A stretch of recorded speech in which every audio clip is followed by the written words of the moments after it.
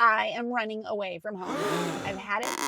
I've had all I can take. My bags are packed and I am out of here. Okay, technically, I guess I would say I'm running to home. I'm running home for my daddy's birthday. That doesn't really count as running away from home, does it?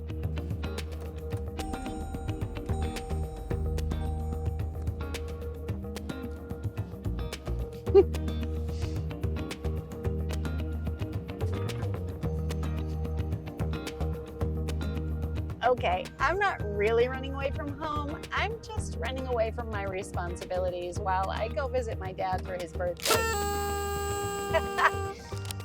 I've had enough though. I cannot take anything else. Things are so crazy busy right now. There's so much going on. I have a senior in high school. I have a freshman in high school.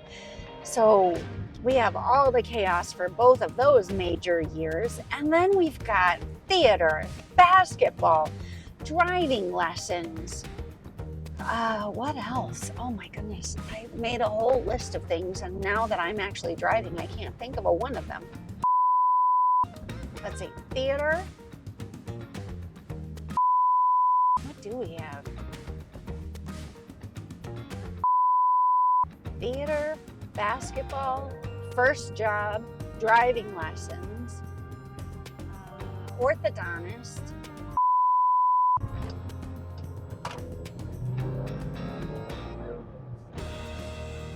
That doesn't include non-negotiable things like doctor visits, physical therapy, church, youth group, Bible studies. Then there's book clubs and all of the other things that come up with just social events. And I am just at my limit. I finally realized that I couldn't take any more when my daughter asked the other night if she could go to this club they have on Wednesday mornings for girls of color. And I realized I was gonna have to go and drive her to the school separately every morning, make an extra trip on Wednesday mornings, and I almost cried. Luckily, I held it together until later when I had to go and write it on my calendar for every Wednesday from now until Christmas, and that's when I cried. And that's when I realized that something's got to give. I can't do this. I just can't. Something's got to give.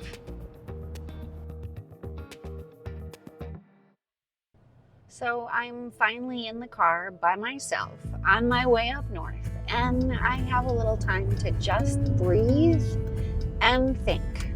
Granted, it's not long. I've got a 3-hour drive on the way up, and then I'll be visiting my family, and then I have a 3-hour drive on the way back. But at least it's a little time to catch my breath and a little time to maybe come to grips with how I'm going to keep this under control.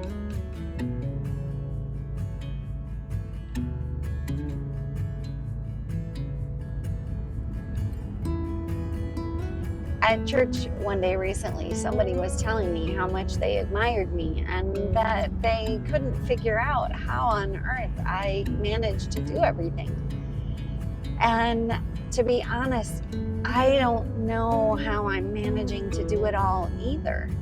I managed to pull together the lessons for my Bible studies on Wednesday nights, and I managed to pull together my Sunday school lessons for Sunday mornings, and I somehow manage to function on Sunday mornings when I'm trying to lead worship and sing. And I somehow keep functioning and driving everyone everywhere they need to go.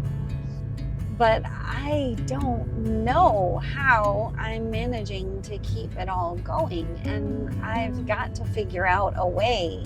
I think there's just too much. I think it's just too busy, too chaotic. Something's got to give. Now, I don't know what you like to do for relaxation and fun, but one of my favorite things to do lately is to watch videos of homesteaders and other people who have chosen to live a similar lifestyle.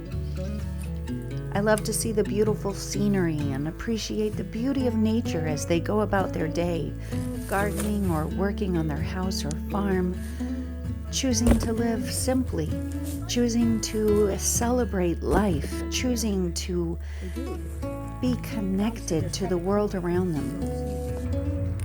I've never been a farm girl, and had you asked me when I was younger, I would have told you there was no way I would ever consider living that kind of lifestyle. And I have to be honest, I really don't think I'd be very good at it if I had to do it full time.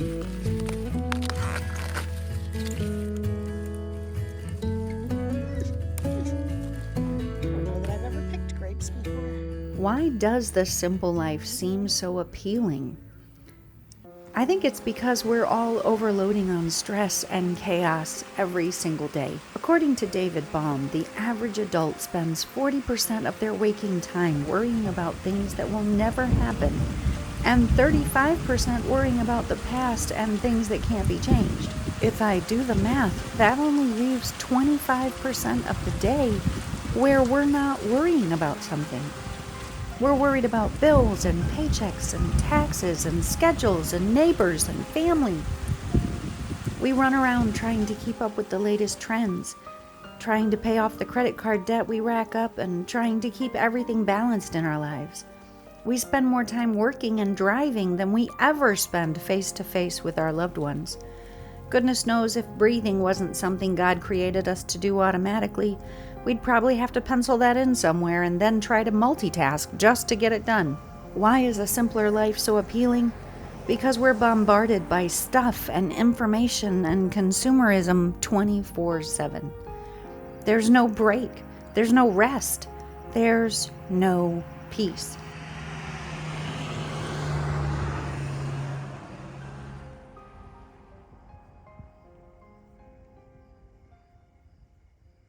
We had chickens when I was a girl, and I remember how they smelled. And yet, I watch these people with their chicken coops and their fresh eggs and the sun rising as they feed their chickens. And there's just something tremendously appealing about the peace and tranquility. Or at least that's the way they make it look. But as I've told you before, it's all about the camera angles and the editing.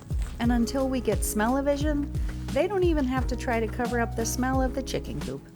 My friend, the grass is always greener on the other side of the fence, and for right now, I'm solidly stuck on this side of the fence with 2 kids in high school who want to participate in everything but can't drive yet.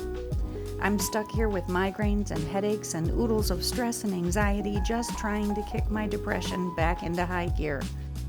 So what am I going to do about it? I'm going to implement the KISS principle. Keep it simple, stupid. Wherever possible, I'm going to simplify my life. This means keeping my priorities in mind at all times. Did you know we only really get 3? We can only focus on 3 major things at a time. So for me, that means God, family, and chocolate. Nope, wait, scratch that. God, family, and my health and well-being. I'm going to have to start saying no to the things that don't fit within those top 3 priorities. This includes the random transportation requests by my darling daughters. Well, I'm back from my trip up north, and it's good to be home. I'm going to get back on track with decluttering and eliminating the amount of stuff we have hanging around that adds to my stress.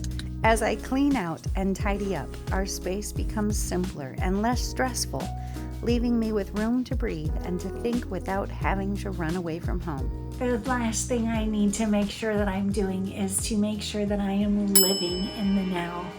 I have a tendency to dream about that green grass on the other side of the fence. But you know what? I'm right here.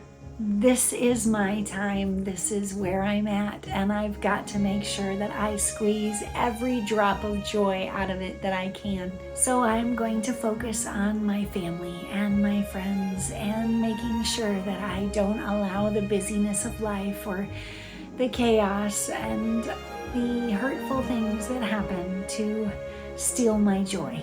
If you enjoyed my video today, I would love to read in your comments what your thoughts are on living a simpler life. And if you have any good advice for me, I'd love to read it. I treasure every comment you write. If you enjoyed the video, make sure to bop the like button. I'll see you next time. Bye. At church one day recently, somebody was